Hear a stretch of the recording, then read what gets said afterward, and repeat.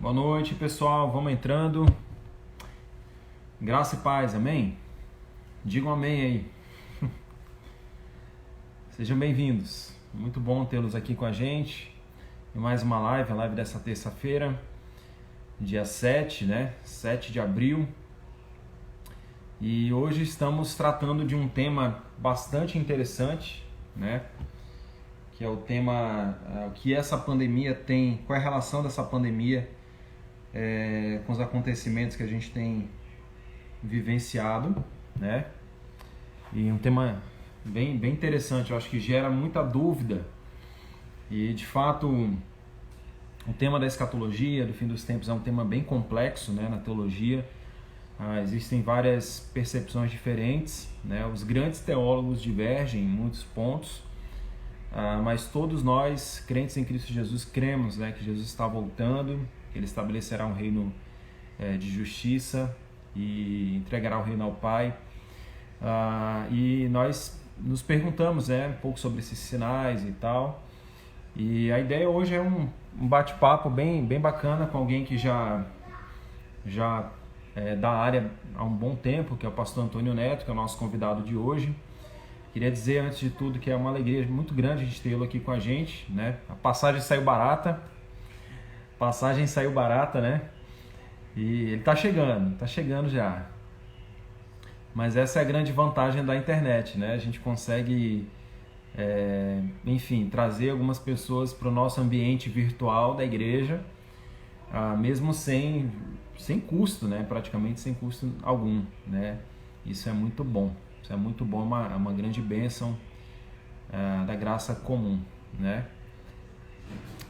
Muito bom. Kaique, pessoal chegando, sejam bem-vindos. Leila, Rendel, Joseph, Max. Grande abraço, meu amigo Brenda, Felipe, Maria Arlinda, irmão Almério, Karine, minha mãe. Minha mãe tá online, viu? Tá me vendo aí. Paulo Vitor, Marlecinha Pessoa, Elias Júnior, Arthur, meu amigo, seja bem-vindo. Zádia, Zádia.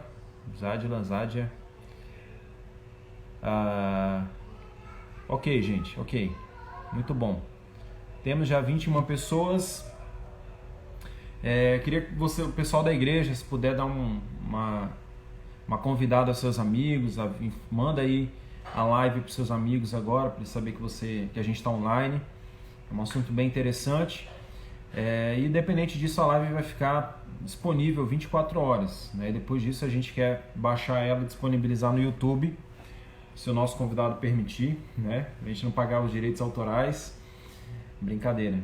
Mas a gente retoma depois, tá? Eu já vou chamar então o meu amigo, Antônio Neto, e a gente já vai iniciando então, tá certo? Excelente.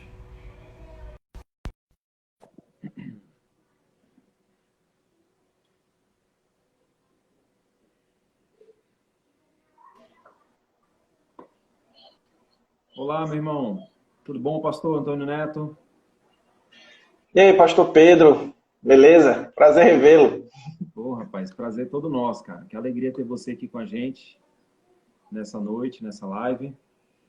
Queria, antes de mais nada, te agradecer pela disposição, né, em nos servir com conhecimento bíblico nessa noite, tá bom? Louvo a Deus pela sua vida. E eu estava Valeu, até meu brincando, amigo. brincando com o pessoal, dizendo que a passagem saiu barata, né? A gente aproveitou.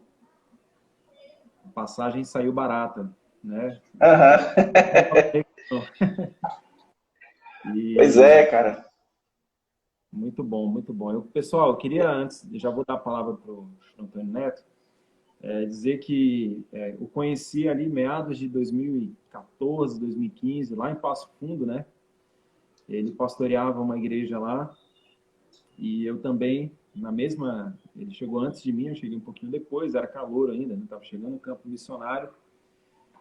Mas o Antônio Neto estava lá, nós nos conhecemos na despedida dele, né? Da igreja lá. Já estava indo embora de Passo Fundo, uma pena, a gente ter se conhecido ao final ali já da trajetória dele ali, e era o começo da minha, mas um servo de Deus, um homem de Deus, né, comprometido com a palavra, temos boas referências desse servo, um pastor jovem também que está dedicado aí a tanta coisa boa, né, para a igreja do Senhor.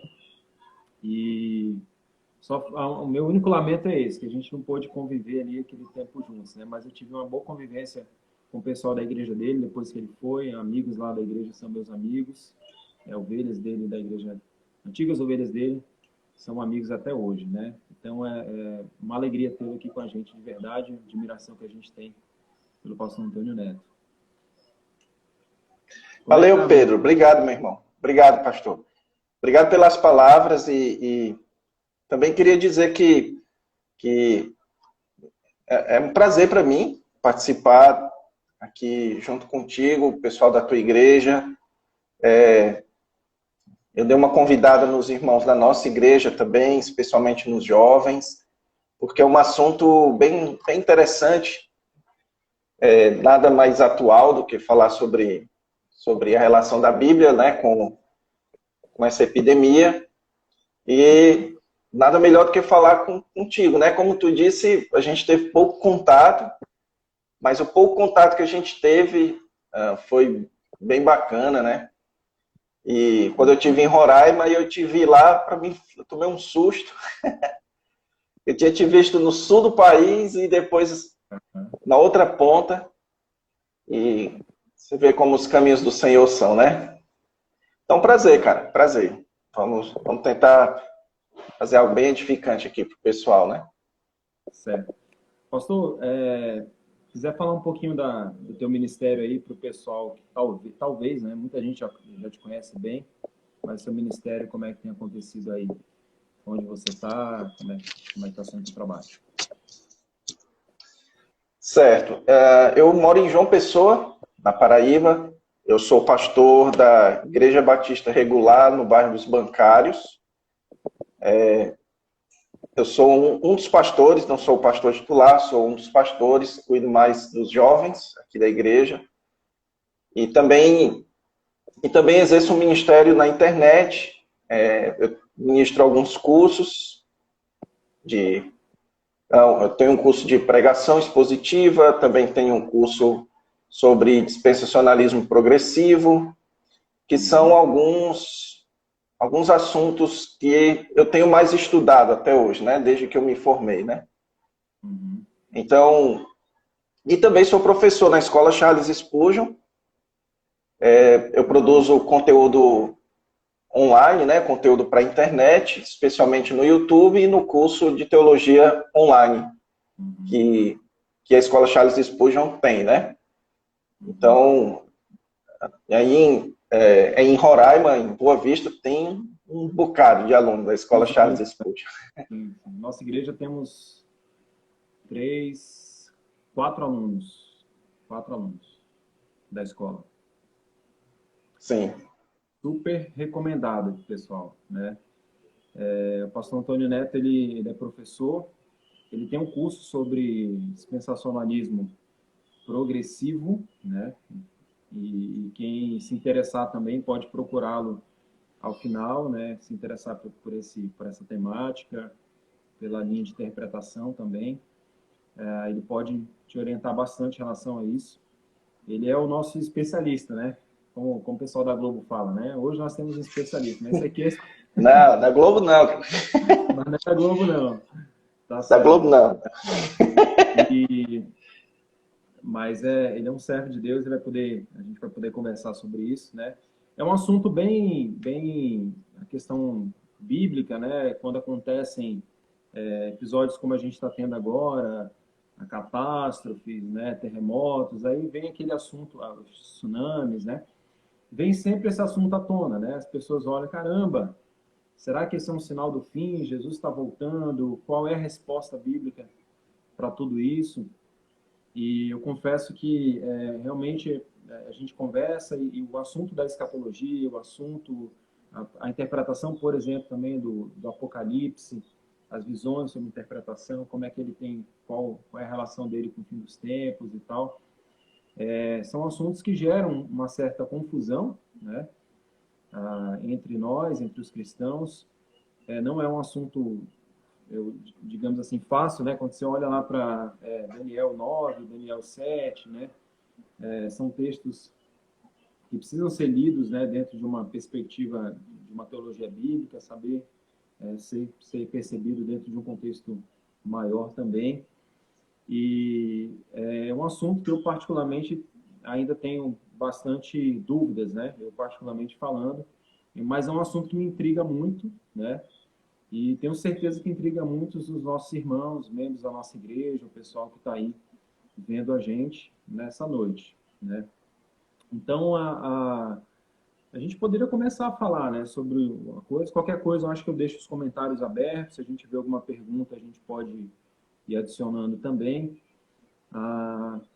Mas existem muitos textos, né, que falam sobre os sinais, e aí as pessoas se questionam, né? Um dos textos principais, que eu acho que muitos colocam, é Mateus 24, né, 13 e o 21 também, Marcos 13 e Lucas 21.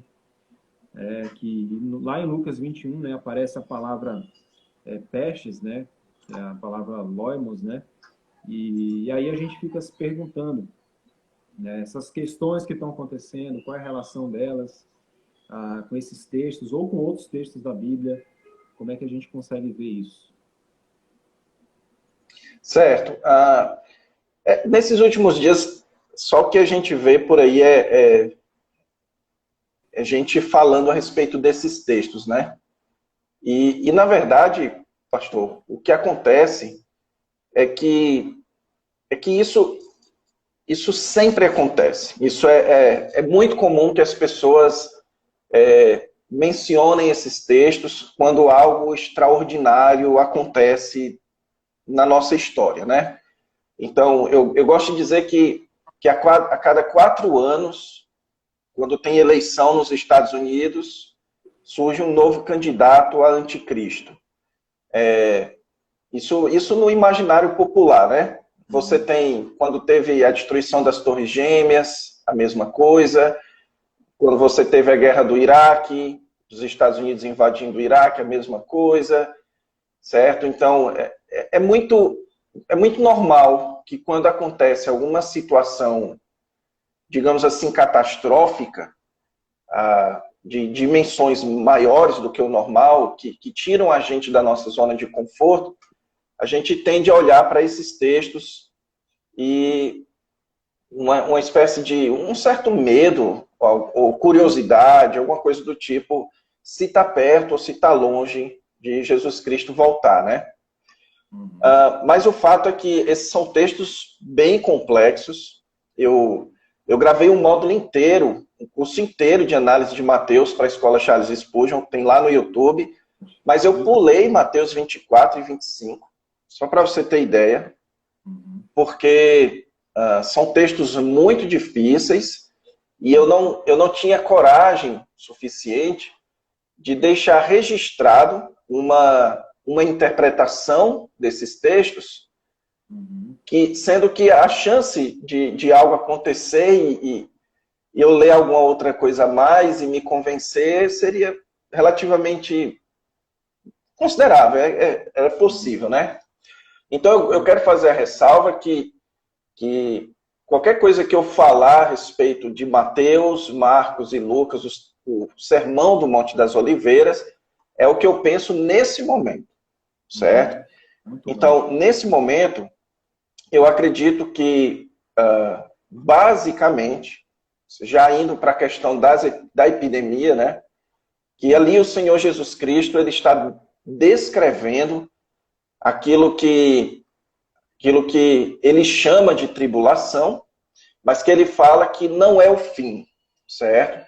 Então, esses eventos que Jesus descreve, eles são eventos que possuem uma aplicação inicial para os seus primeiros discípulos e possuem uma aplicação perene e histórica em todo o grupo de discípulos do Senhor Jesus Cristo até a segunda vinda, certo? Então, Essa é a estrutura que eu utilizo para ler esses textos proféticos de Jesus. Então, esses são textos que você não tem como lê-los aplicando eles apenas àquela primeira geração, porque o Senhor Jesus Cristo deixa bastante claro que logo depois da tribulação daqueles dias, ele iria voltar, certo? E o conceito de vinda de Jesus ali é um conceito que ele já havia falado em Mateus capítulo 13, que é uma vinda para reunir os seus eleitos e para que eles brilhem no reino do seu Pai.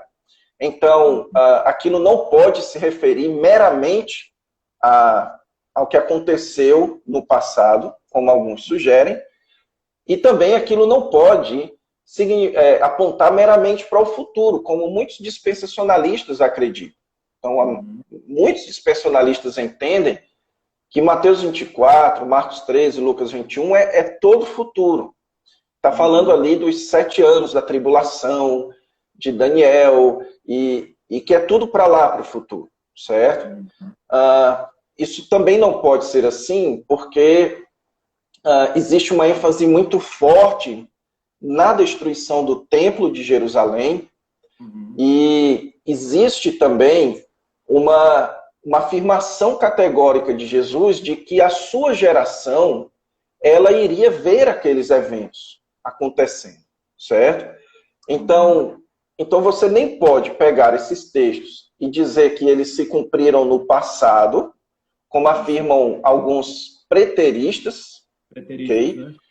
Isso. E nem pode dizer que esses textos são restritos ao futuro, como afirmam os dispensacionalistas, que são futuristas, certo? Então, qual seria a alternativa?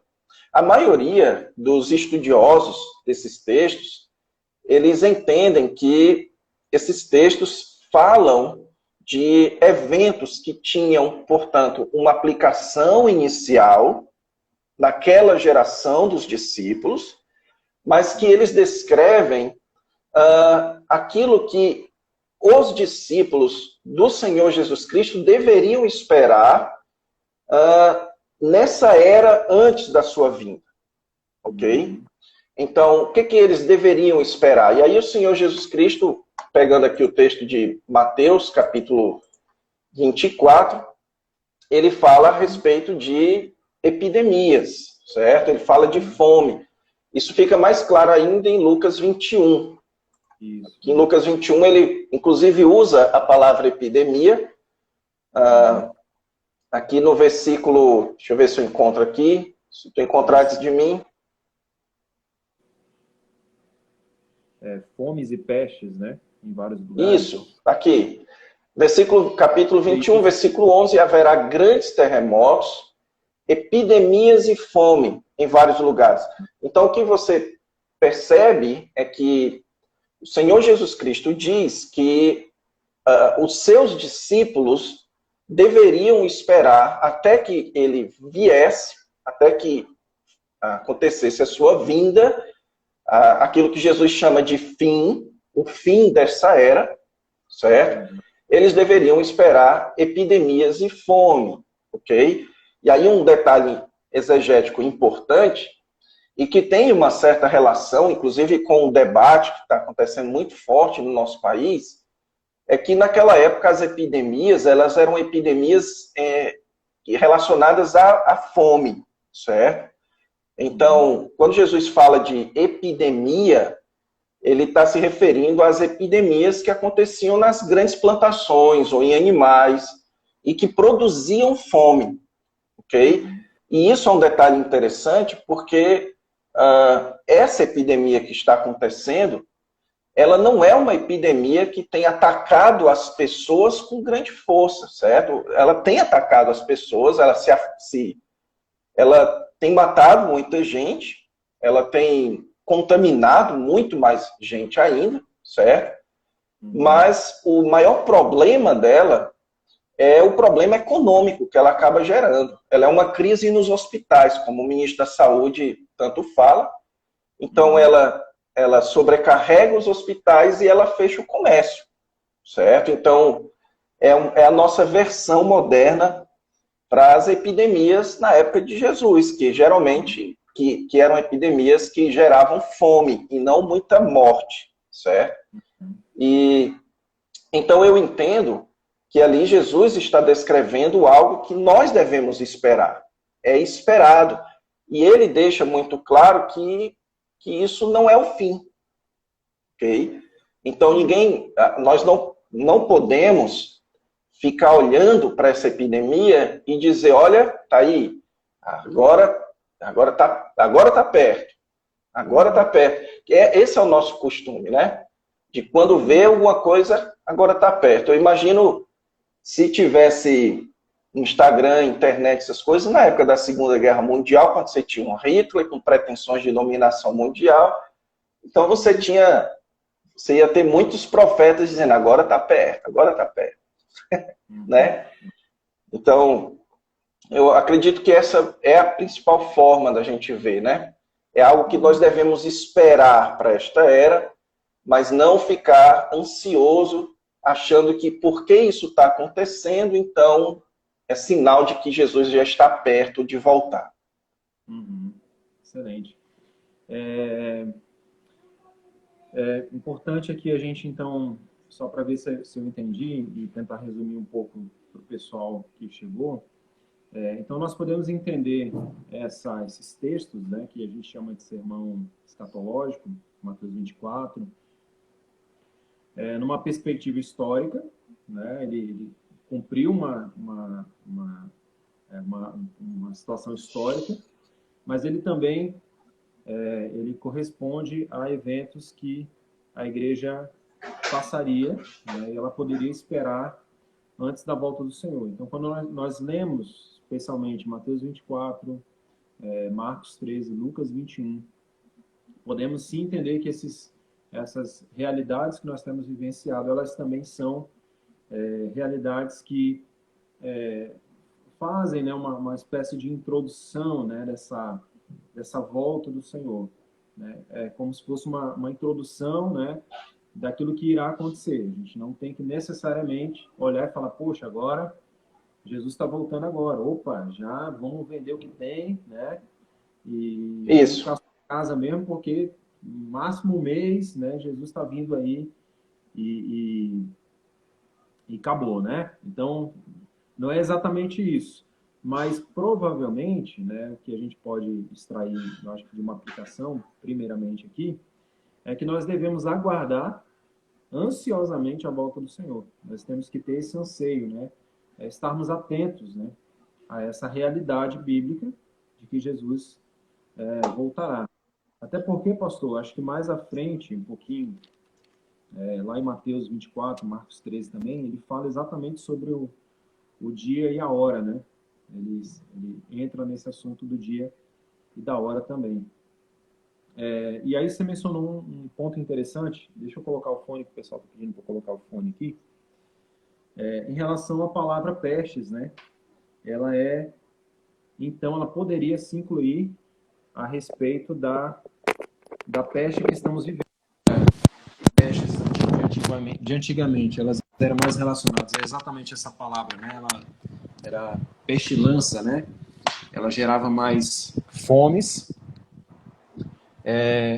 Essa palavra pode se referir ao que nós estamos vivendo, porque foi o que você falou, né? Essa crise do coronavírus gera hospital lotado, crise na saúde pública e crise no comércio. Então, naturalmente, vai afetar a vida das pessoas também. Então, seria um desses sinais do fim dos tempos. Eu vi uma exposição do professor Luiz Saião, onde ele apresenta, né, alguns dados bem interessantes sobre o aumento de eventos, né, como terremotos, pestes e assim por diante. Então, nós poderíamos dizer que isso, de fato, é algo a ser esperado. Seria isso, pastor? Sim. Esse aumento significativo de eventos semelhantes a esse é algo que, naturalmente, vai se proliferando no decorrer da história, né, exponencialmente. Seria basicamente isso? Exatamente. Eu sei que aqui a gente estaria entrando um assunto ainda mais difícil, que é na interpretação de Apocalipse. Mas se você for em Apocalipse, você vai perceber que ali no capítulo 4 e no capítulo 5, você tem a descrição, especialmente no capítulo 5, você tem a descrição de um livro, e que esse livro precisava ser aberto, e que só o Cordeiro era digno de abrir o livro. Então, naquela época, os livros, eles eram rolos, eles não eram livros como o nosso. Não era que Jesus estava ali com o livro e quem tinha a coragem de passar a primeira página. Não, eram rolos. E esses rolos, eles eram selados. Então, aquilo que é desenrolado no livro, ele precisa primeiro se retirar o selo. Para você saber o que vai se desenrolar no livro, você precisava primeiro tirar o selo. É como hoje, para você saber o que é que o livro fala, você tem que passar a primeira página, certo? Então, ou a capa, né?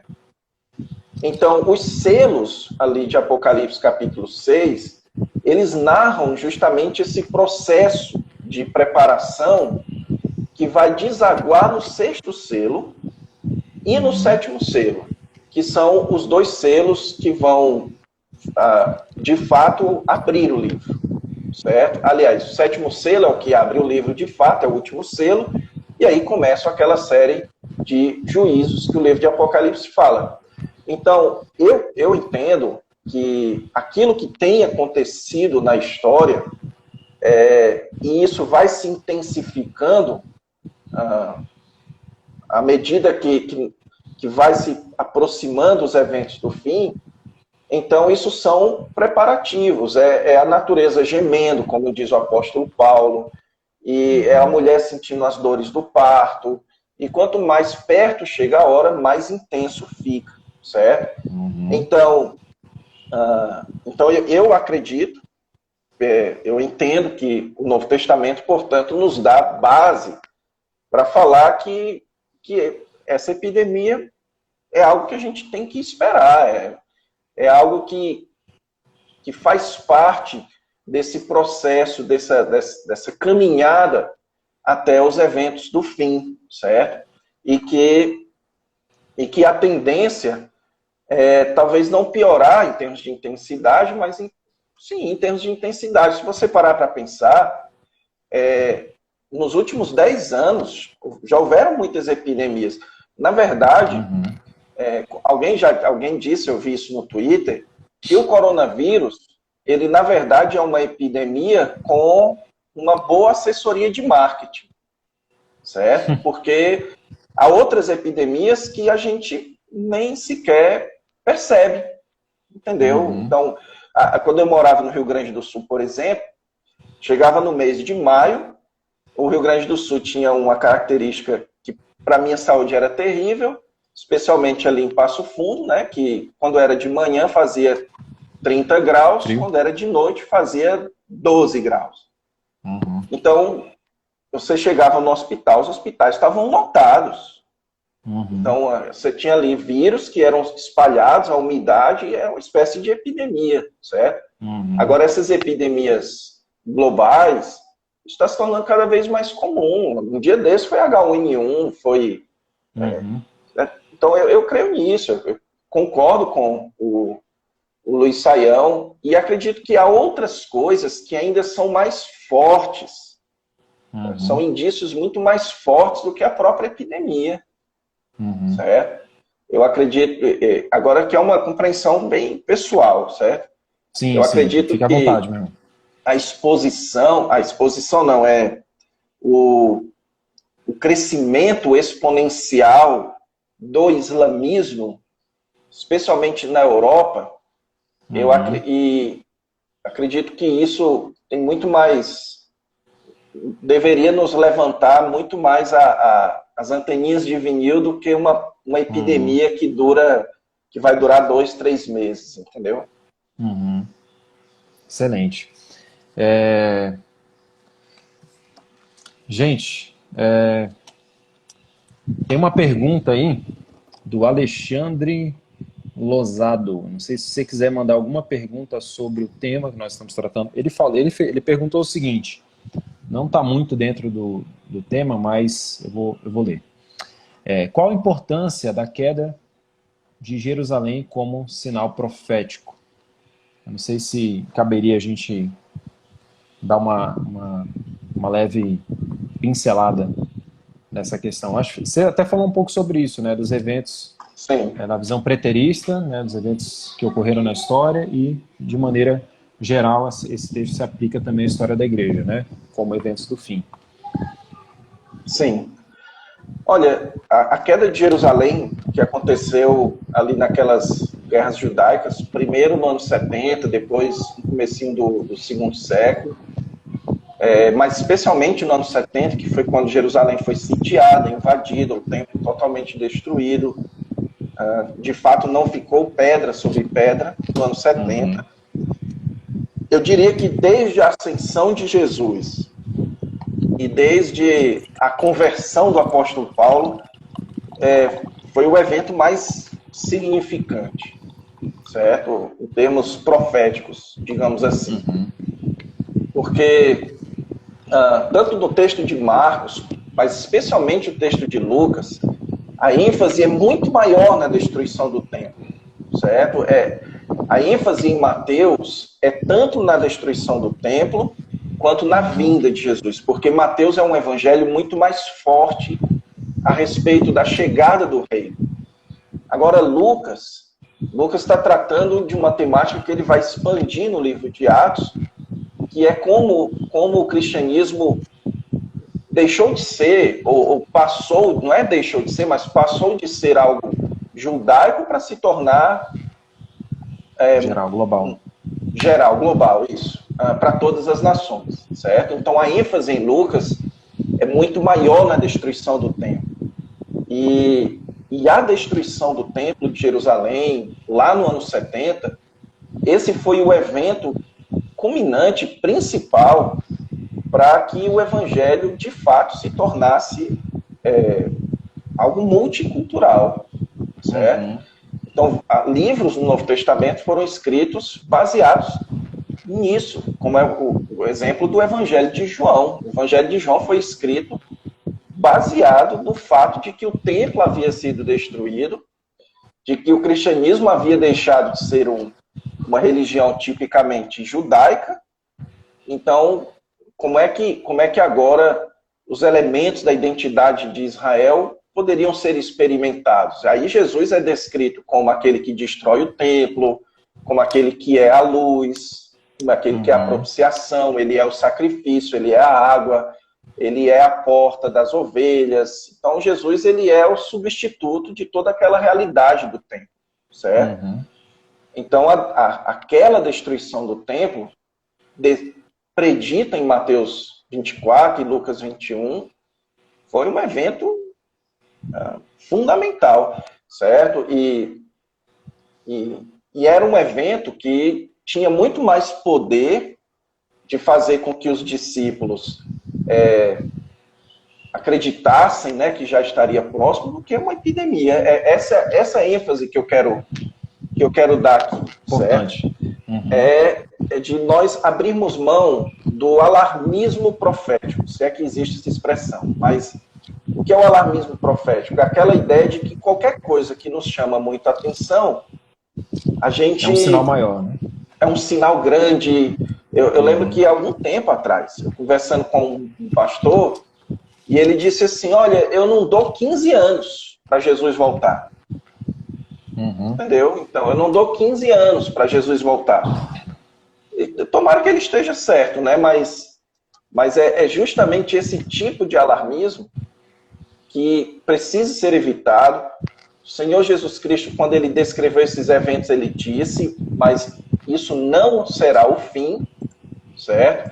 E o Novo Testamento, ele, fora desses textos, a ênfase do Novo Testamento é muito menos na percepção de sinais e muito mais no desenvolvimento da santidade. Se você olhar, por exemplo, em 1 Tessalonicenses 4, primeiro Paulo fala de santidade, depois ele vai falar da vinda de Cristo, e ele então diz, olha, então vocês vigiem, certo? Nós não somos da noite. A mesma coisa você encontra em Tito, capítulo 2, quando ele fala: nós aguardamos ansiosamente a revelação de Jesus Cristo, do bendito Deus e Senhor Jesus Cristo. Ele fala isso no contexto do crescimento na graça, certo? Porque a graça de Deus se manifestou salvadora a todos os homens.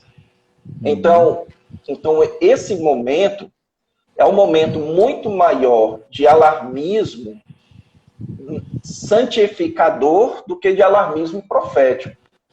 Quando a gente olha essa situação, a gente precisa muito mais olhar para dentro de nós do que para o horizonte.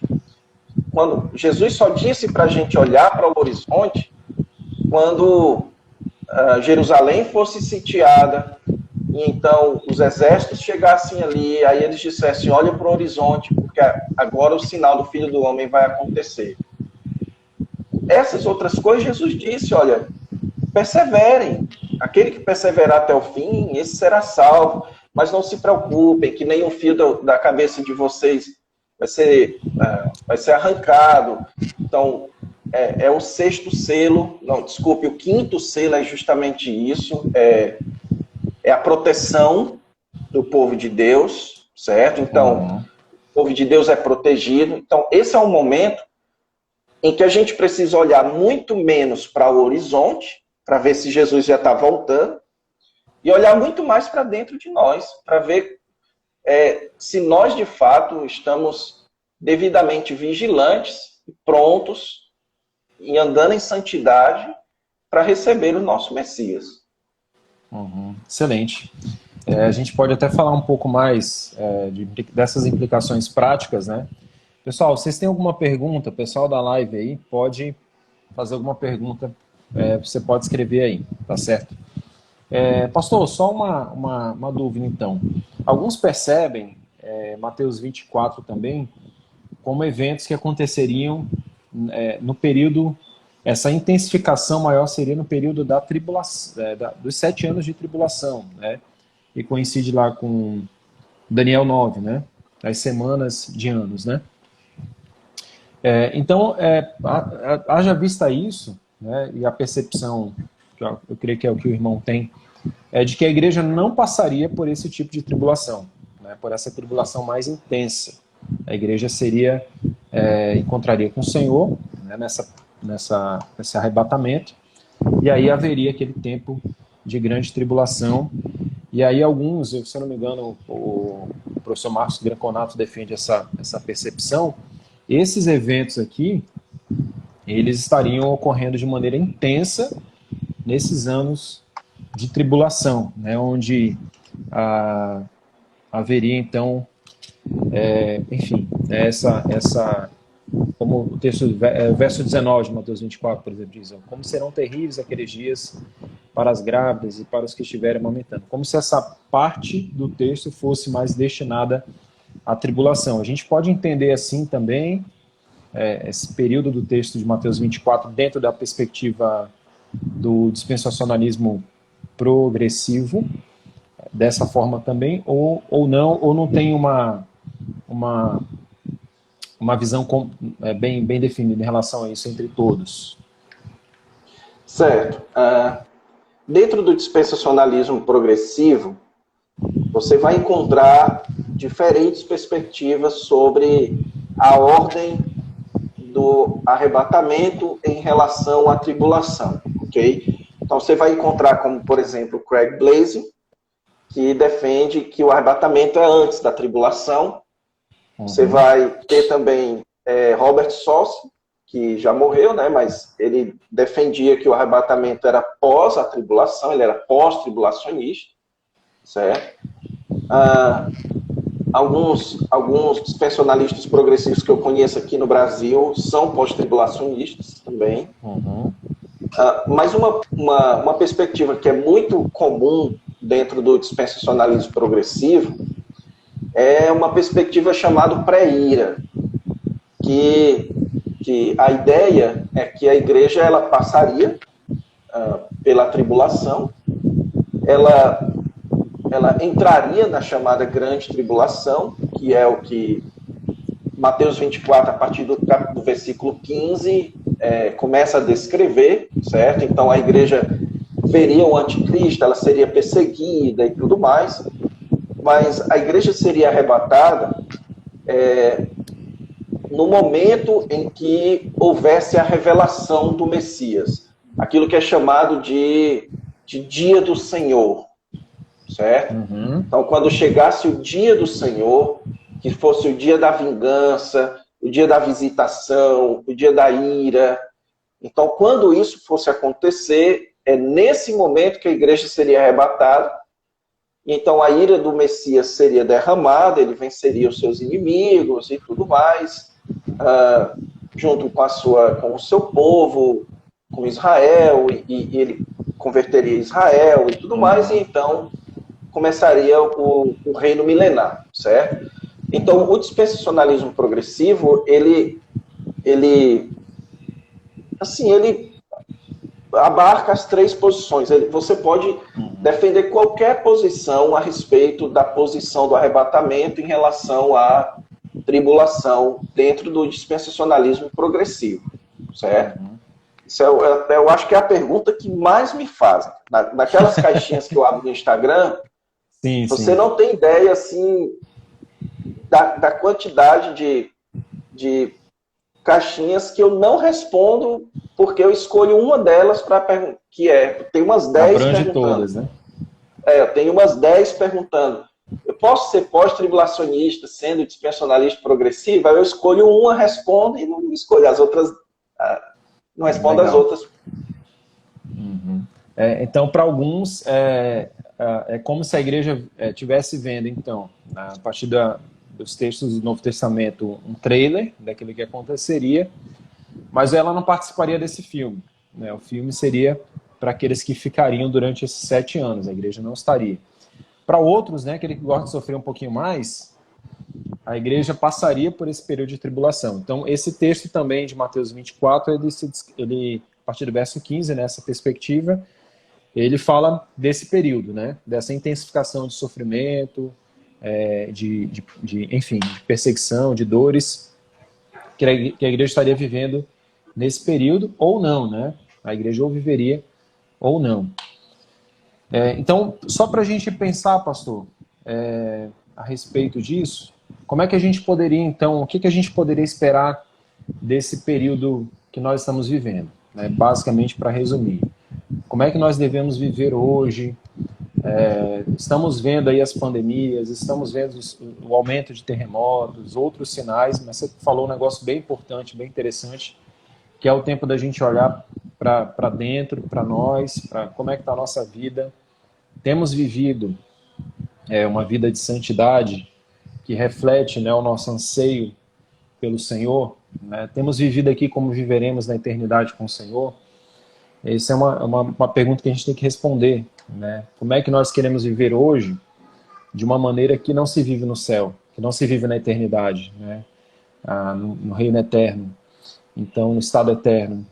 Devemos nos colocar numa posição também, né? E olhar para a gente hoje, para dentro de nós e diante dos sinais que são anunciados, olhar para isso. Como é que a gente pode, o que a gente pode esperar então de uma espécie de um resumo cronológico, vamos assim dizer, daquilo que está por acontecer, né? Muita gente então fica naquela histeria, tá tendo pandemia, como nós já falamos, não é a maior das pandemias, já tiveram outras, né? Sempre tem tido, os últimos 10 anos aí tiveram MERS, outras SARS lá na Ásia, né? Parecida com o coronavírus, que foi até mais letal do que essa, mas essa realmente teve um alcance muito mais global. Então, não a histeria, sim a atitudes práticas dos crentes hoje. O que nós podemos esperar, então? E quais as ações, né, que podemos ter de vida cristã diante disso? Como viveremos nesse período de tempo? Certo. Pastor, é o seguinte, a grande prova de que existe um problema muito comum na mentalidade de muitos cristãos, certo? E que cabe a nós, pastores, tentarmos trabalhar isso na mente das pessoas, é que a Bíblia interpreta a vida e não a vida interpreta a Bíblia, certo? Ou seja, eu tenho que ler o jornal à luz da Bíblia e não ler a Bíblia à luz do jornal. Por que eu estou dizendo isso? Algum tempo atrás, quando o Trump anunciou que ele iria transferir a embaixada americana em Israel para Jerusalém, muita gente criou aquela euforia, dizendo que isso era um sinal, que Israel é um relógio profético e tudo. E isso tem uma certa verdade, existe uma ponta de verdade nisso tudo, que na importância de Israel, certo? Agora, a ênfase do Novo Testamento é de que os eventos do fim, eles vão acontecer depois que aquilo que o Novo Testamento chama de tempo dos gentios. Lucas usa essa expressão, o apóstolo Paulo usa essa expressão em Romanos capítulo 11, e o apóstolo Pedro, inclusive, diz que Deus aguarda que todos cheguem ao arrependimento e que quanto mais a gente prega o evangelho, nós estaríamos, de certa forma, apressando a vinda de Cristo. E essas coisas meio que o pessoal não se dá conta de que o que o Novo Testamento enfatiza é que quanto mais a obra do evangelho avança, quanto mais o mundo é evangelizado, mais próximo estará da vinda de Cristo, certo? Então, isso não é pós-milenismo, porque a parábola do reino do joio e do trigo mostra que ao mesmo tempo que o trigo cresce, o joio cresce junto. Okay? Então, a parábola não sugere que haverá um momento em que terá mais trigo do que joio, mas o fato é que o trigo cresce. Então, deixe que o trigo cresça e vai chegar um momento em que Jesus virá para fazer essa separação do joio e do trigo, mas isso depois que o trigo cresce, entendeu? Então, a ênfase no Novo Testamento é que o grande sinal, ou a grande forma de você e eu acharmos que está mais perto de Jesus voltar, é a pregação do Evangelho. Então, esses eventos que acontecem, de pandemias e qualquer coisa, deve nos levar a intensificar a pregação do Evangelho, certo? Então, para você ter ideia, a gente está fazendo lives, muitas igrejas estão fazendo lives, tem pessoas aqui no Instagram, tem pastores aqui no Instagram que eu lembro de entrar em live deles há 2 meses atrás, e tinha 4, 5 pessoas, um dia desse eu entrei e tinha 120, entenderam? Então, Nossa. Então esses momentos são momentos em que a gente deveria enfatizar muito mais a pregação do Evangelho, porque quanto mais o mundo se torna evangelizado, mais a gente apressa a vinda de Cristo, certo? E aí o apóstolo Paulo, ele diz que a gente não deve ficar supondo que o dia do Senhor já chegou e tudo, porque existe alguns eventos, alguns fatos que serão claros e perceptíveis, que vão demonstrar que agora sim está perto do dia do Senhor chegar. E lá em 2 Tessalonicenses ele diz que esse fato é o fato da revelação do anticristo, certo? Então, até alguém perguntou, acho que foi o Gilson é da nossa igreja, o que o pastor acha da notícia que estão divulgando sobre a Constituição Mundial. Isso, então, a minha opinião sobre isso é justamente alinhada com o que Paulo fala aqui em 2 Tessalonicenses capítulo 2. Ele diz assim, versículo 3, ninguém de nenhum modo vos engane, porque isto que é o dia do Senhor, não acontecerá sem que primeiro venha a apostasia e seja revelado o homem da iniquidade, o filho da perdição, o qual se opõe e se levanta contra tudo que se chama Deus, ou é objeto de culto, a ponto de assentar-se no santuário de Deus, ostentando-se como se fosse o próprio Deus.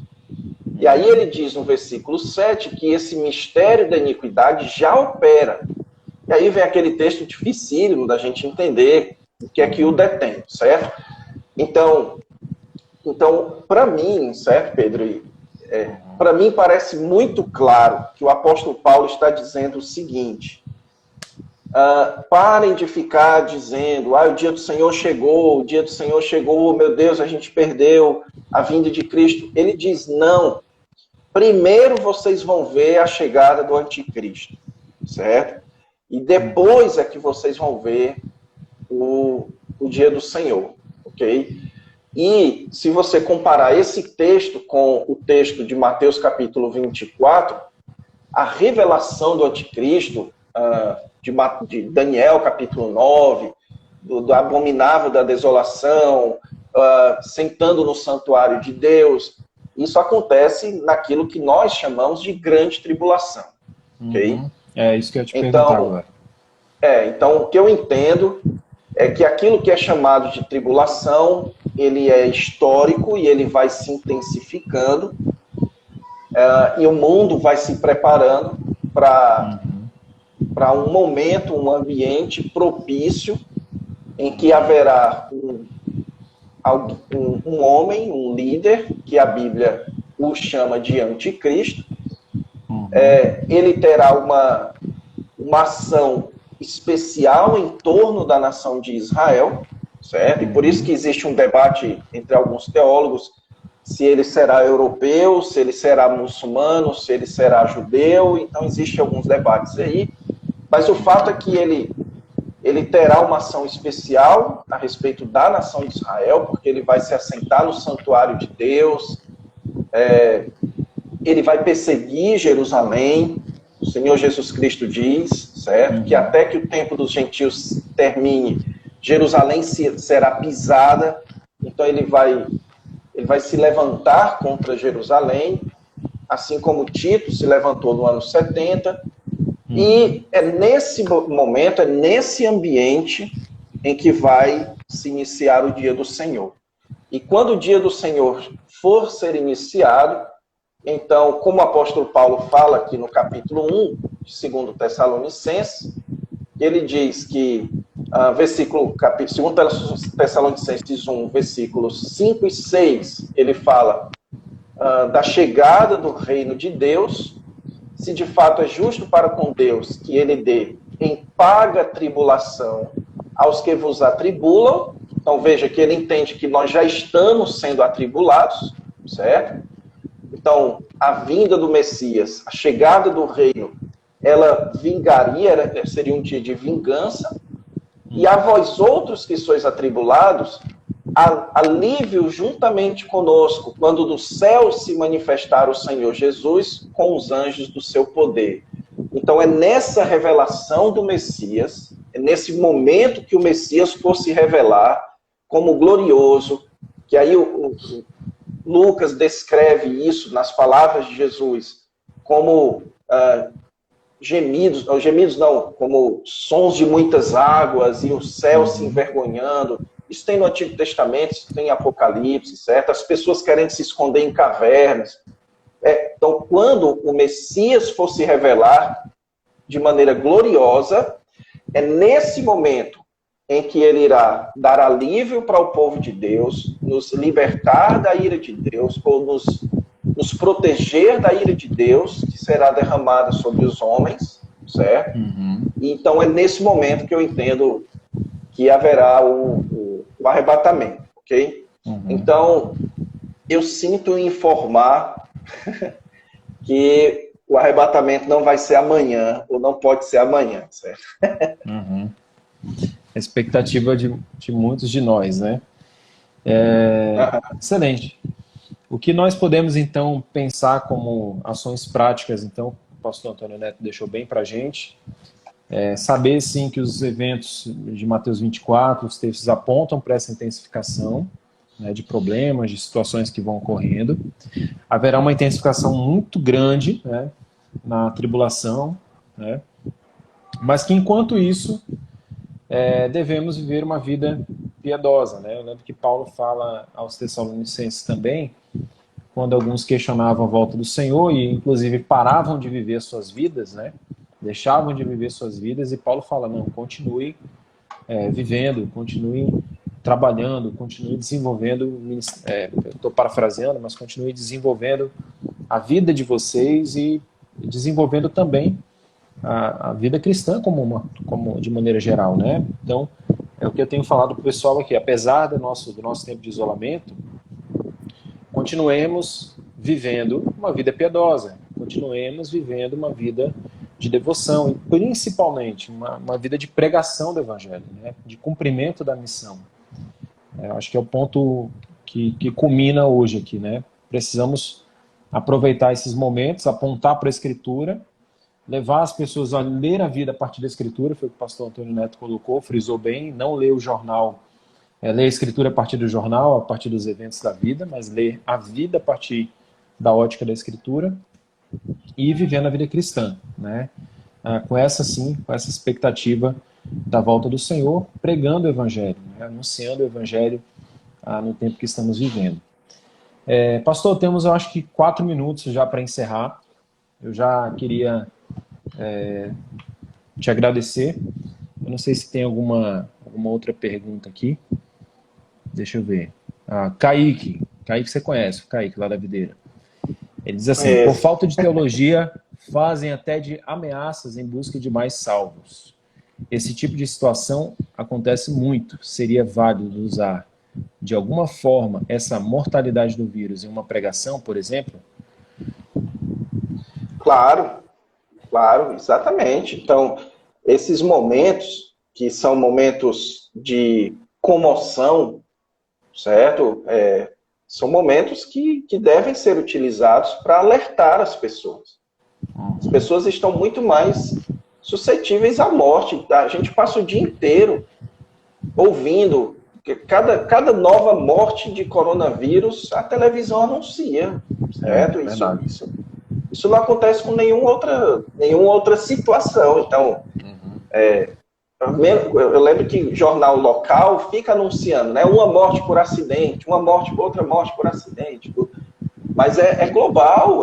Você tem canais no YouTube agora só atualizando a quantidade de mortos do coronavírus. Então as pessoas estão com medo de morrer, certo? E isso deve ser utilizado para levar as pessoas a questionarem, a pensarem. O que é que vocês vão fazer com a vida de vocês agora? O apóstolo Paulo fez isso várias vezes. Ele diz, olha, à luz desses eventos futuros, vocês tomem cuidado, nós não somos da noite, nós somos do dia. Então, como é que vocês vão andar? Como é que vocês...